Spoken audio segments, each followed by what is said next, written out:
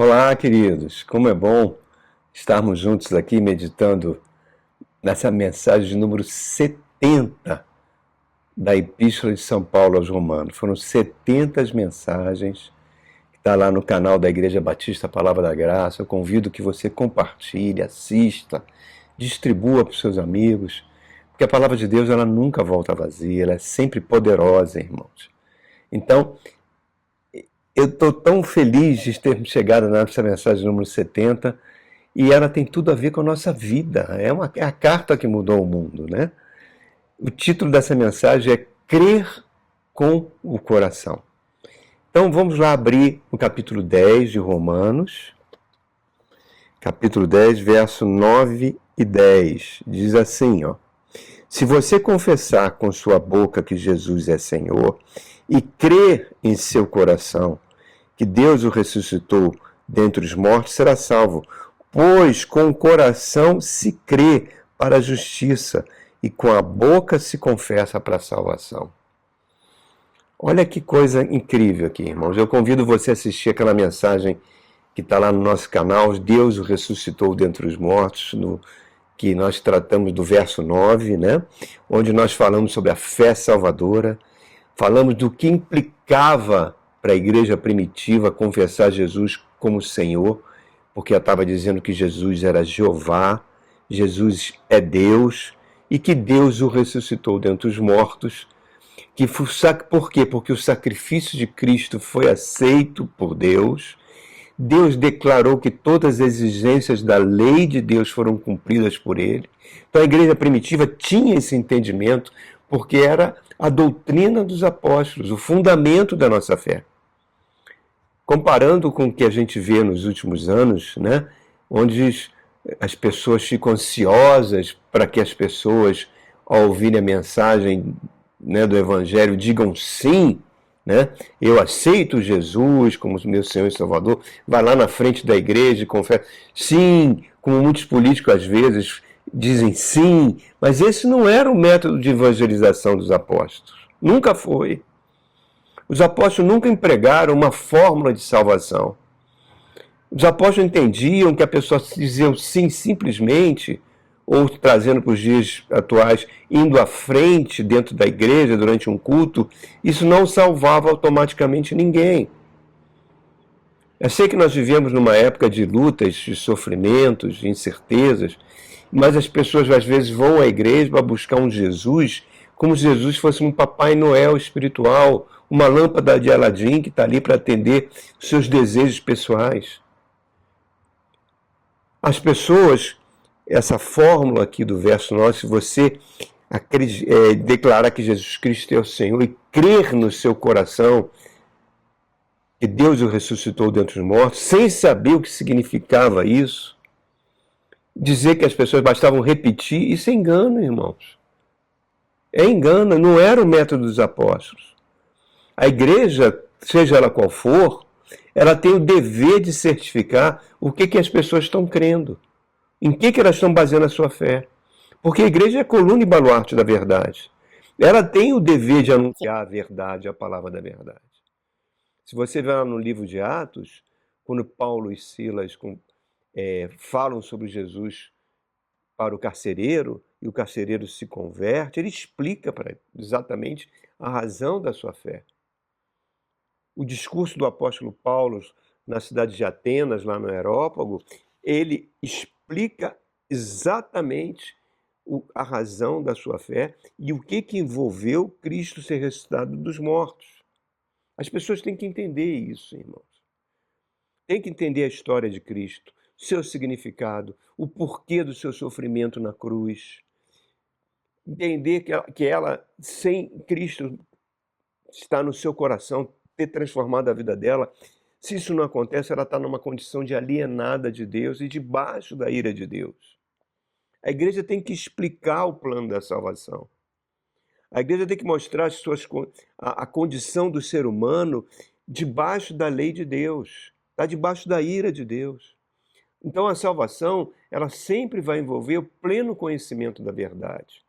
Olha aqui que o apóstolo Paulo escreve na sua segunda carta a Timóteo, no capítulo 2, no verso 3 a 7, ele fala assim, irmãos. Olha só. 2 Timóteo, perdão, 1 Timóteo, capítulo 2, verso 3 a 7. Ele fala exatamente assim: Isto é bom e agradável perante Deus, nosso Salvador, o qual deseja que todos os homens sejam salvos e cheguem ao conhecimento da verdade.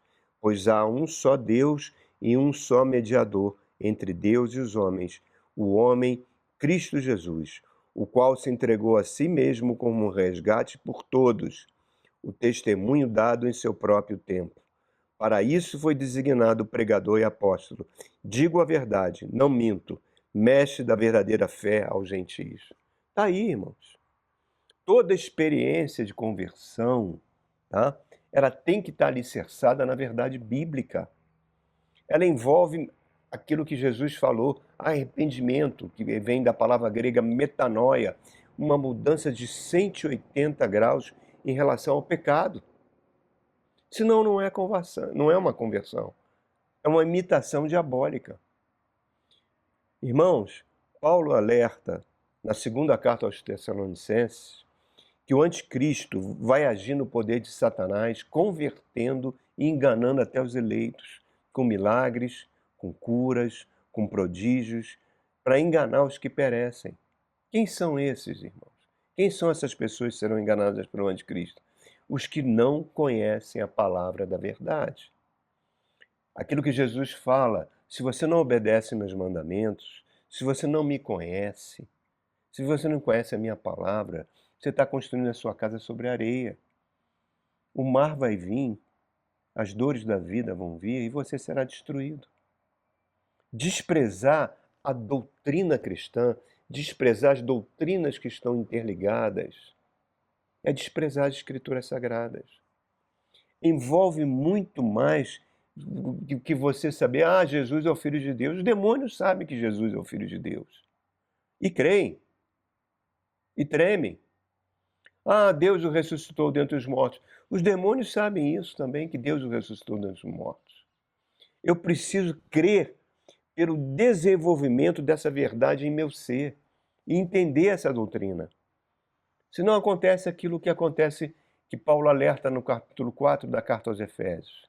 Tu vai ser como um menino, levado de um lado para o outro por qualquer vento de doutrina, pela artimanha dos homens, pela astúcia daqueles que induzem ao erro. Por isso que você vê bancadas evangélicas, de pseudos pastores, que vão para o Congresso formar o Centrão e formam aquele monte de corrupção que a gente está acostumado todo dia a ouvir. Não entender é ser menino, irmãos, é ser inconstante, é ser facilmente enganado. Toda vez que a igreja mergulhava em heresias, muitos morreram defendendo a verdadeira palavra, o verdadeiro evangelho. Foram queimados, foram torturados por defender a verdade bíblica.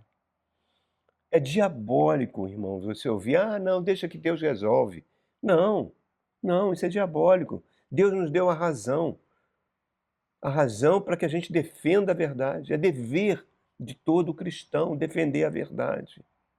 O falso entendimento faz você engolir as heresias e achar as coisas mais absurdas. Posso citar uma aqui, achar que um bispo, que um papa, que um pastor são autoridades espirituais intocáveis. Não são, são seres humanos falhos. Se eles se desviam da verdade, da doutrina bíblica, eles são falhos. Eles não têm entendimento. Isso acontece tanto no meio católico quanto no meio evangélico, irmãos. No século XIX, o Papa baixa uma bula sobre a doutrina que ele achava, que seus cardeais achavam, sobre a infabilidade papal. Quer dizer, o Papa é isento de falhas. Baseado nisso, ele foi criando doutrina em cima de doutrina. Uma doutrina baseada no clamor popular, que dizia que Maria não morreu, que Maria, mãe de Jesus, foi arrebatada aos céus. Não tem nenhuma comprovação bíblica disso. O que se sabe na tradição cristã é que ela já, na condição de anciã, ela foi morar com o apóstolo João, porque Jesus pediu isso a João na cruz, que ele cuidasse da mãe dela. na cidade de Éfeso, e ali ela morreu. Dizer que ela foi arrebatada, criar uma doutrina sobre isso, que vai gerar outras doutrinas totalmente sem menor fundamento. Pede a mãe que o filho atende. Não, isso é contrário à palavra do Cristo. O próprio Cristo falou que você deve orar no nome dele, pedir ao Pai no nome dele. Todo esse culto aos santos que surgiram ali a partir do século V não tinha nada a ver com a doutrina apostólica, irmãos. É padroeiro disso, padroeiro daquilo, é santo disso, e relíquias de santo, adorar ossos, pedaços do corpo de santos. Isso é uma completa heresia completa, irmãos. Tudo que é antibíblico é herético. E toda heresia ela é diabólica na sua essência. Por quê? Porque traz sofrimento, traz decepção, traz engano, traz morte espiritual, porque Deus não compactua com aquilo que está fora da sua palavra. Em Oséias capítulo 4, verso 6, ele fala: o meu povo perece porque lhe falta entendimento. Heresia é sempre mentirosa. Ela vem do pai da mentira, que é o diabo. Ela não tem respaldo bíblico. Ela usa versículos fora do contexto. E pior, leva as pessoas a cada vez se desviarem do verdadeiro evangelho e se desviarem de Deus. Porque Deus não se coaduna com esse tipo de ensino, irmãos. Marilotria, fogueira santa, óleo ungido de Israel, relíquias santas de santos, feijão, olha só, feijão como cura do Covid, que as pessoas compravam, que a pastora do Pix, mentiras que levam pastores a formar essa bancada evangélica, que é a base do Centrão, que está pegando o orçamento do país para fazer as suas emendas parlamentares, um desvio de dinheiro público tremendo, feito por pessoas que se dizem cristãs.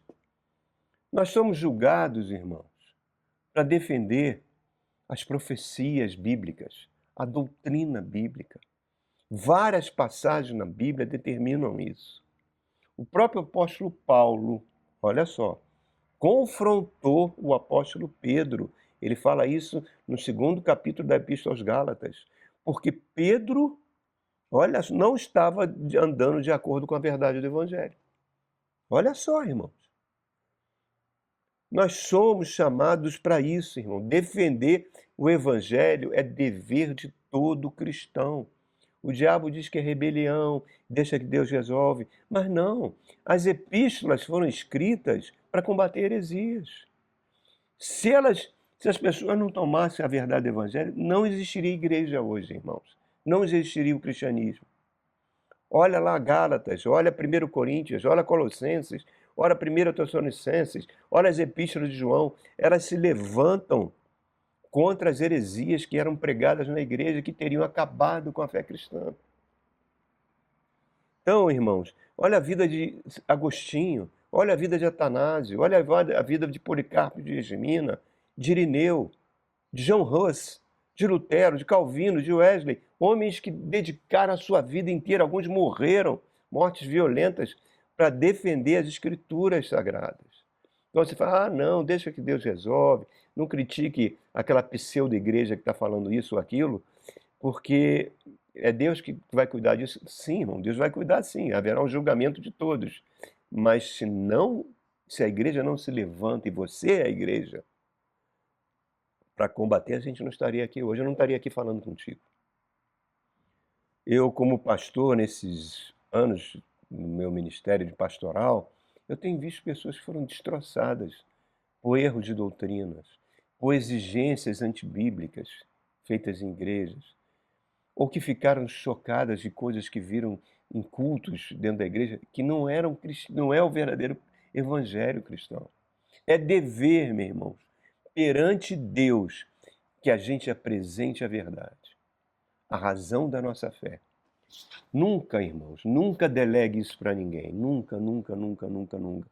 É minha responsabilidade como cristão defender a verdade bíblica. Muitas pessoas, às vezes, vêm à frente e falam, você quer aceitar Jesus como Senhor e Salvador? Você crê que Deus ressuscitou, mas continuam levando um tipo de vida, um estilo de vida, que não tem o menor interesse em conhecer a verdade e as doutrinas bíblicas. Por isso você vê hoje milhões de pessoas desviadas da fé, os sem igreja.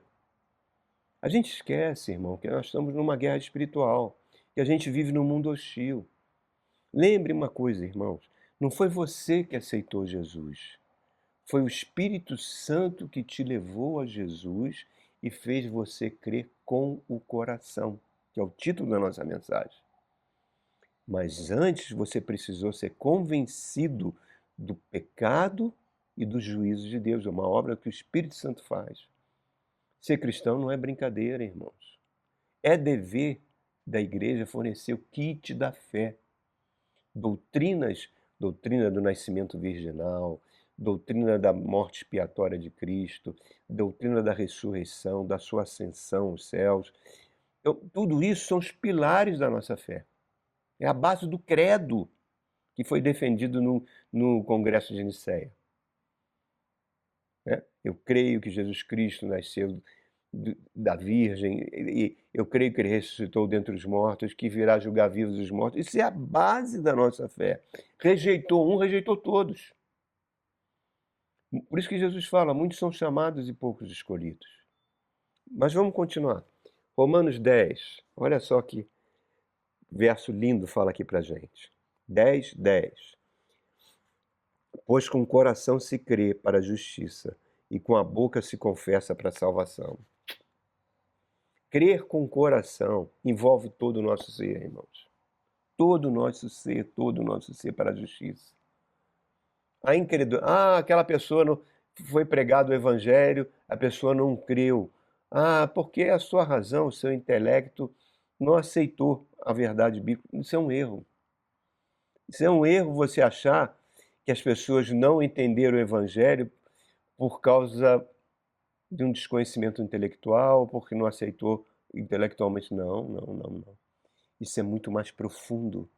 Romanos 1, 2 diz que a humanidade herdou a natureza de Satanás. O pecado é algo muito mais profundo.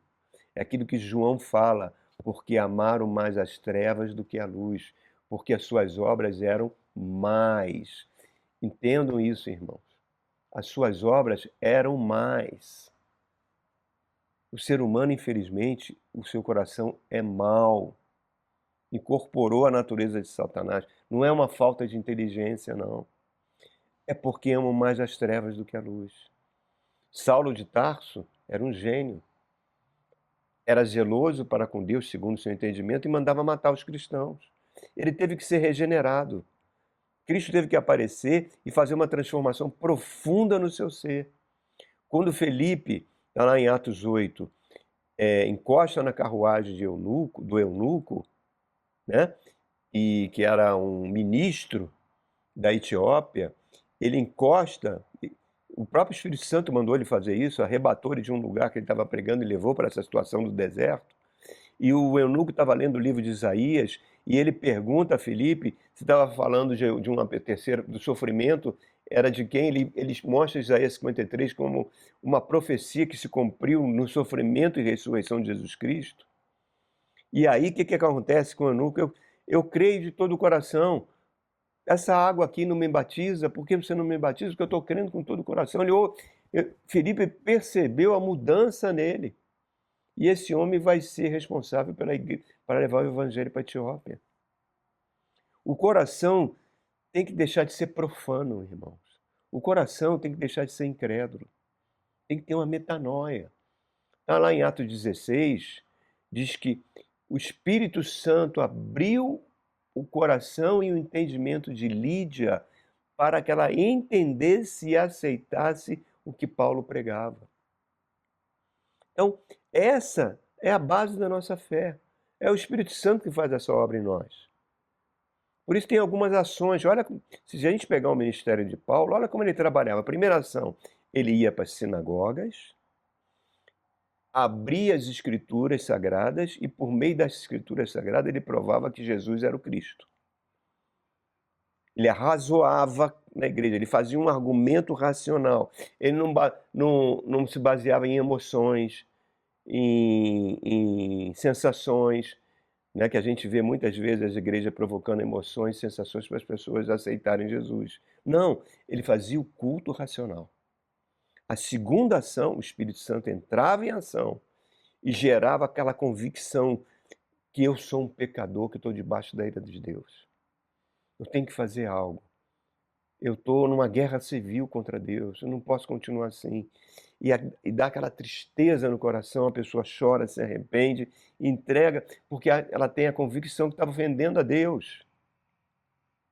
Então, é algo fantástico, irmãos. Essa já é a segunda ação. É Isaías olhando o Senhor no trono e gritando, ai de mim, porque eu sou um pecador. A Bíblia, nesse aspecto, ela é aterrorizante, sim, porque ela mostra quem nós somos na realidade.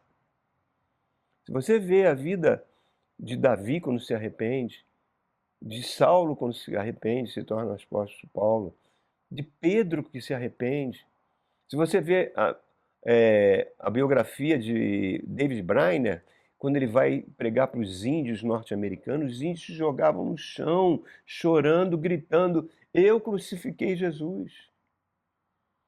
Então, é o Espírito Santo que provoca isso. Terceira ação que o apóstolo Paulo, ele falava, você crê com o seu coração, você está crendo na justiça. É isso que ele escreveu aqui agora. O Espírito Santo testifica em nosso coração e nos traz segurança que somos filhos de Deus pela fé em Jesus Cristo. Quarta ação é a transformação que a gente sofre. As pessoas olham e veem, olha o fulano como ele mudou depois que foi para a igreja. É uma outra pessoa. Ou então quando entra um crente no ambiente, as pessoas mudam a linguagem. Mudam completamente a linguagem. Eu me lembro que quando eu era criança, eu morava lá no conjunto do IAPI da Penha, a gente jogando a bola, havia na década de 60, né? Havia muito poucos evangélicos no Brasil, comparado com o que tem hoje. Mas quando passava aquela família de crentes para a igreja, a gente parava o jogo. Quando a gente ia conversar com um coleguinha que era evangélico, a gente não falava palavrão. Não falava nenhuma coisa suja. Por causa... Havia um temor, um respeito pelo cristão. Olha como isso mudou, irmãos. Porque a pessoa, quando se converte, a linguagem muda, as atitudes mudam. É a marca do novo nascimento. Tem que afetar minha conduta, tem que afetar meus gestos. Eu me lembro que, alguns anos atrás, aquela atriz Beth Faria, já bem idosa, foi para a praia de biquíni e jogaram areia nela, porque ficaram chocados ao vê-la de biquíni e fizeram essa violência. Muitas vezes a gente, quando liga a televisão e vê alguns casos de um homem de quase 100 anos casando com uma menina de 12, a gente se choca. Por quê? Por que a gente não sente esse mesmo sentimento de ficar chocado quando a gente vê um crente corrupto? Quando a gente vê um crente de boca suja? Quando a gente vê um crente bêbado, mentindo, adulterando? Tem que ter a mesma conduta, irmãos. Porque não houve novo nascimento ali. Então, finalizando essa mensagem, né, irmãos, tão poderosa da Epístola aos Romanos, e sempre convidando você a se inscrever no nosso canal, dá um like lá se você realmente gostar da mensagem, só se você realmente gostar, dá um like, divulgar, porque é a razão para a gente continuar pregando dentro da plataforma do YouTube, né? Mas olha só, fechando então, verso 9 e 10, vamos ler de novo. Fala assim, coisa linda, se você confessar com sua boca que Jesus é Senhor e crer em seu coração que Deus o ressuscitou dentre os mortos, será salvo. Pois com o coração se crê para a justiça e com a boca se confessa para a salvação. É isso aí, irmãos. Quais são as provas que você confessou com a boca e creu no coração? Primeira prova, você ama a doutrina bíblica. Você ama as escrituras sagradas. Você rejeita falsos ensinos. Segundo, a sua vida é um testemunho de um novo nascimento. Terceiro, você tem a convicção que você pertence à família de Deus, ao povo de Deus. Quarto, Você tem interesse pelo reino de Deus. Você identifica os verdadeiros pregadores. Você compartilha a palavra. Você divulga a palavra. Você ora pedindo que a palavra converta cada vez mais vidas. Está aí. Isso é crer com o coração. Tá bom, irmãos? Que Deus abençoe você ricamente e até o nosso próximo encontro, se Deus assim permitir.